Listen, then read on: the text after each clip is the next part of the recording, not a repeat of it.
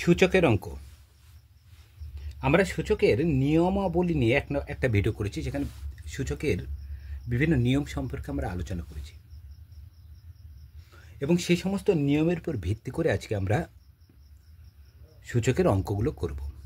এবং সূচকের যে সমস্ত অঙ্ক পরীক্ষা আছে তার প্রতিটা অঙ্কই আমরা একে একে আলোচনা করব। দেখো, আমাদের সূচকের 1 নম্বর ভিডিওতে আমরা কি অঙ্কটা, যেটা 2 মাথায় কি আছে, দেখো 7 আছে, 3-এর মাথায় 9, এখানে 6-এর মাথায় 6, 3-এর মাথায় আছে 2।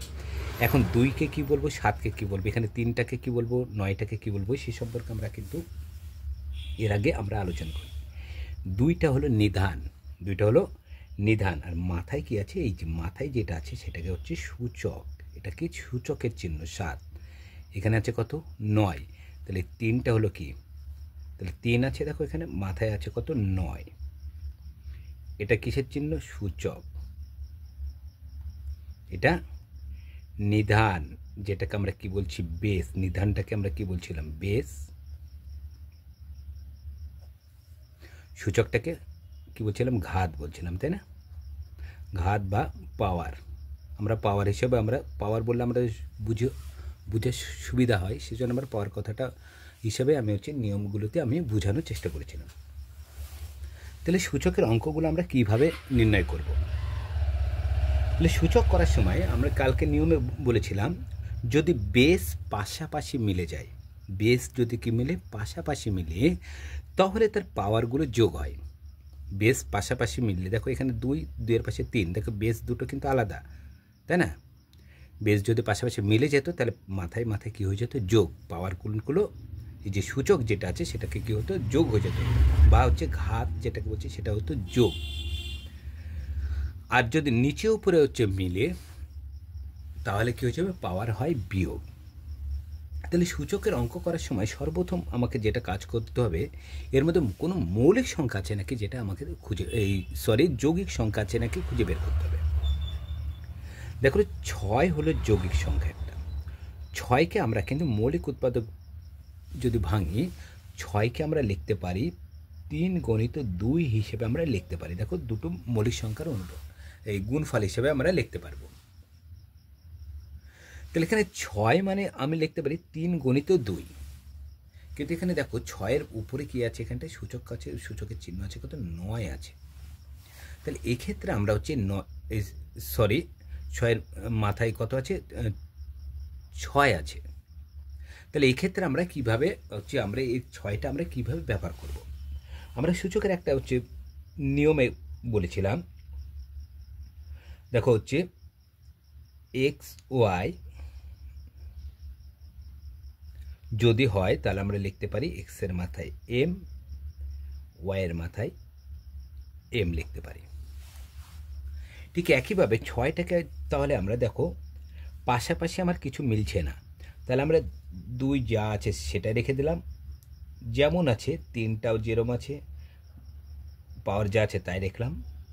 6টাকে যদি আমরা দুটি মৌলিক সংখ্যার গুণফল হিসেবে ভাঙি, তাহলে 2 × 3 × 2 লিখতে পারি, মাথায় আমি কত লিখতে পারি, 6 লিখতে পারি।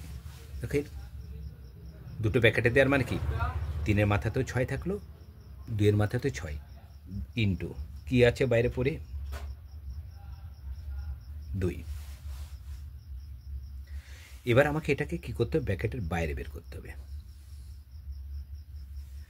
দেখো XY ব্র্যাকেটে রেখে বাইরে লিখেছিলাম m, তাহলে এটা বাইরে যদি বের হয়, তাহলে x-এর মাথাতে m হবে, y-এর মাথাতেও কী হবে, m হবে। তাহলে উপরে যা আছে তাই রাখো।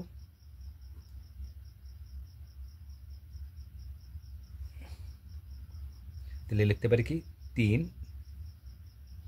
6, 2, তার পাওয়ারে লিখতে পারি 6, আর পাশে পড়ে আছে কি, 3-এর মাথায় 2।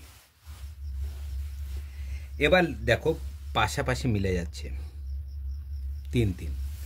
যখন আমার ভাঙা হয়ে যাবে, সবসময় যখনই আমার দেখবার মৌলিক যৌগিক সংখ্যাগুলোকে মৌলিক সংখ্যার গুণফল হিসেবে ভাঙা হয়ে যাবে, তারপরে দেখবে যে পাশাপাশি কিছু মিলছে নাকি। যদি পাশাপাশি মিলে যায় বেশ, তাহলে তার পাওয়ারগুলোকে আমরা কী করে নেব, যোগ করে দেবো। আর যদি না মিলে তখন লক্ষ্য করব উপর নিচ কিছু মিলছে নাকি। প্রথম কাজ আমার পাশাপাশি মিলছে নাকি খোঁজা। সবসময় হচ্ছে এরকমভাবে ছোট ছোট নিয়মভাবে যাবে, তাহলে অঙ্কটা কখনোই ভুল হবে না।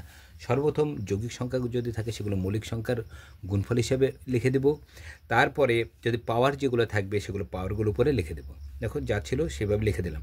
এবার দেখতে পাশাপাশি কিছু মিলছে নাকি। পাশাপাশি যদি মিলে বেস মিলে তাহলে তার পাওয়ারে পাওয়ারে যোগ হয়ে যায়। আর যদি পাশাপাশি যখন না মিলবে তারপর দেখবো উপর নিচ কিছু মিলছে নাকি। দেখো পাশাপাশি আমার মিলছে, উপরে কিছু মিলছে না, লবে কিছু মিলছে না, কিন্তু হরে দেখো এই 3 3 বেস 1। তাহলে আমরা উপরে যা আছে তাই রেখে দিচ্ছি 9। তাহলে দেখো এই 3 দেখো বেস মিলছে, তাহলে আমরা লিখতে পারি 3-এর কী বলেছিলাম, বেস যদি একই হয় তাহলে পাওয়ার হয়ে যায় যোগ। তাহলে 3-এর পাওয়ার কত আছে 6 যোগ এই 3-এর পাওয়ারে কত আছে 2 যোগ 2। এখানে যা আছে তাই রেখে দাও। দেখো যোগ আছে, যোগ করে দাও। উপরে যা আছে তাই রাখো। যোগ করলে হবে 6 আর 2 8। এবার দেখো পাশাপাশি আর কিছু নাই। এবার দেখতে উপর নিচে কিছু আছে নাকি। যাদের বেস মিলছে, দেখো বেস 2-এর সাথে 2 মিলছে, 3-এর সাথে 3 মিলছে, উপর নিচে বেস মিলে যাচ্ছে। যখন উপর নিচে বেস মিলে তখন পাওয়ারটা হয় বিয়োগ। উপর নিচে বেস মিললে পাওয়ার হয় বিয়োগ, পাশাপাশি মিললে কি হয় বললাম পাশাপাশি গুণ। তাহলে 1 নম্বর গুণটা পাশাপাশি মিললে পাশাপাশি যদি মিলে তাহলে হয় যোগ। তাহলে এটা আমরা কোথা থেকে পেলাম, এর একটা ফর্মুলা আছে কি দেখো, গুণ হিসাবে যদি থাকে X M into X N. দেখো পাশাপাশি মানে এটা গুণ হিসেবে থাকে, তাহলে কি হবে, তাহলে আমরা লিখতে পারি এক্স এম প্লাস এন লিখতে পারি। দেখো এটা কোথা থেকে পেলাম আমি, এটা এখানে। ঠিক একইভাবে ভাগের ক্ষেত্রে কি একই নিয়ম ছিল, এক্স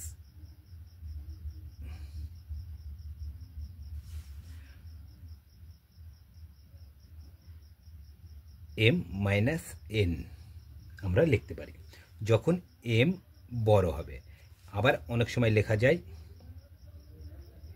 এন মাইনাস এম যখন এনটা বড় হবে, তাই না। এই পাওয়ারটা উপরে যেমন এখানটা দেখো এখানে 9 উপরে পড়ছে, 9টা তো নিচেও থাকতে পারতো। তাহলে কি সবসময় মনে রাখবে কালকে নিয়ম করার সময় ছোট পাওয়ার সবসময় বড় পাওয়ারের কাছে যাবে, ছোট সবসময় বড়োর কাছে। আমার যদি নিয়ম মনে না থাকে সবসময় মনে রাখবে ছোট বেস যদি এক হয়ে যায় ছোটোটা বড়োর কাছে যাবে, ছোটোটা সবসময় বড়োর কাছে। পাওয়ার এখানে 9, এখানে আছে পাওয়ারে 8, তাহলে এই 8টা সবসময় 9-এর কাছে যাবে।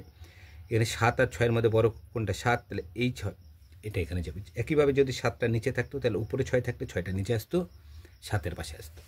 তাহলে দেখো উপরে প্রথমে কাছে 2-এর, এই 2-এর সাথে এই 2 করছি। দেখো নিচে উপরে মানে কি ভাগ হিসেবে আছে, কত আছে 7, তাতে বিয়োগ করবো কত 6 ইন্টু 3-এর মাথায় কত আছে দেখো 9, তাতে বিয়োগ করবো কত 8। দেখো 2-এর মাথায় 7 বিয়োগ 6 আছে, 7 বিয়োগ 6 মানে কত লিখতে পারি 1। 3-এর মাথায় 9 বিয়োগ 8 আছে মানে লিখতে পারি 1। কোনো সংখ্যা বা চলের মাথায় 1 হওয়া মানে সেই সংখ্যা বা সেই চলই হবে, সমান 3 দুগুণে কত হবে 6। এখানে দেখো আমি হচ্ছে লাইন ক জায়গায় বেশি করছি, দেখো এই একটা লাইন, তোমরা যদি ভাবে এই লাইনটা না করে ডাইরেক্ট এটা করবো সেটাও হবে। আমি চেষ্টা করেছি তোমাদের এখানে একটা লাইন বেশি আছে, দেখো এখানে 9 যোগ করে আমরা তোমাকে এটাও ডাইরেক্ট করতে পারি, 9 বিয়োগ 6 বিয়োগ 2 এইভাবে করতে পারবে। যখন অঙ্কটা চেষ্টা করবে এখন প্রথমে অবস্থাতে লাইনটাকে হচ্ছে বাদ দেওয়ার চেষ্টা করবে না, সবসময় চেষ্টা করবে লাইনটা যেন পরপর আমার করার চেষ্টা করবো, তাহলে কিন্তু আমার অঙ্কটা ভুল হওয়ার সম্ভাবনা একেবারে থাকবে না। এখনই যদি আমরা ভাবি যে লাইনটা টপকে করতে যাবো তাহলে কিন্তু আমাদের অঙ্কটা ভুল হওয়ার সম্ভাবনা থেকে যাবে। সেই জন্য প্রথম অবস্থায় যখন অঙ্কগুলো শিখবো আমরা তখন হচ্ছে সবসময় হচ্ছে কি লাইনগুলো পরপর হচ্ছে করার চেষ্টা করবো, সেখানে লাইন বাদ না দেওয়ার আমরা চেষ্টা করবো সবসময়। তাহলে কী দেখবো, তাহলে অঙ্কটা আমাদের হচ্ছে ভুল হওয়ার সম্ভাবনা একেবারেই থাকবে না। খুব তাহলে সর্বপ্রথম কাজ কি, সূচক করার সময় আগে দেখব যে যৌগিক সংখ্যা যদি থাকে সেগুলোকে মৌলিক সংখ্যার গুণফল হিসেবে আগে ভেঙে নেব। ভাঙার পর পাওয়ার যদি একই থাকে একে রাখবো, তারপরে দেখবো পাশাপাশি কিছু মিলছে নাকি। পাশাপাশি যদি বেস মিলে যায় তাহলে গুণ হিসেবে থাকে, তখন আমরা এই ফর্মুলাটাতে করব। পাশাপাশি যদি মিলে তাহলে পাওয়ার পরে দেখো যোগ হয়ে যায়। আর যখনই দেখবো পাশাপাশি কাজ হয়ে গেছে তখন দেখবো উপর নিচ মিলছে। দেখো আমি এখানে পাশাপাশি ছিল হয়ে গেল যখন, তখন পাশাপাশি নাই, তখন উপর নিচে দেখবো। উপর নিচ মানে ভাগ হিসেবে হয় পাওয়ারটা নিচে আসবে অথবা পাওয়ারটা কি উপরে যেতে পারে, নিচেও আসতে পারে উপরে যেতে পারে। কখন নিচে উপরে যাবে, যখন এমটা বড়, মানে উপরটা এম নিচেরটা এন। এম যদি বড় হয় তাহলে এন যাবে হচ্ছে এমের কাছে, আবার যদি এম ছোট হলে এনের কাছে তখন আসবে। একইভাবে কীভাবে মনে রাখতে বললাম যে ছোটো পাওয়ার সবসময় বড় পাওয়ারের কাছে যাবে। দেখো এখানে বড় পাওয়ার ছোটো পাওয়ারটা বড় পাওয়ারের কাছে গেছে, ছোটো পাওয়ার বড় পাওয়ারের কাছে গেছে। দেখো উপরে ছিল সেজন্য উপরে গেছে, যদি পাওয়ার নিচে থাকতো নিচে আসতো। দেখো 2 এর মাথায় 1 মানে 2 হয়, 3 এর মাথায় 1 মানে 3 হয়, তাহলে 3 দুগুণ কত আসছে 6।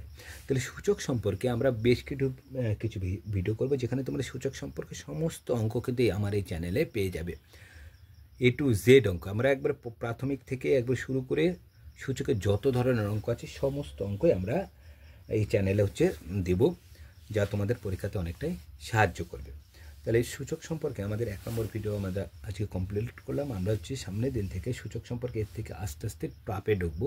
এর থেকে যেগুলো একটু কঠিন হতে পারে সেই সমস্ত অঙ্কগুলো তোমাদের নিয়ে সূচক নিয়ে আলোচনা করব। আর যেটা আমার নতুন চ্যানেল প্রতিদিন আমি উল্লেখ করেছি ম্যাথ সাইন,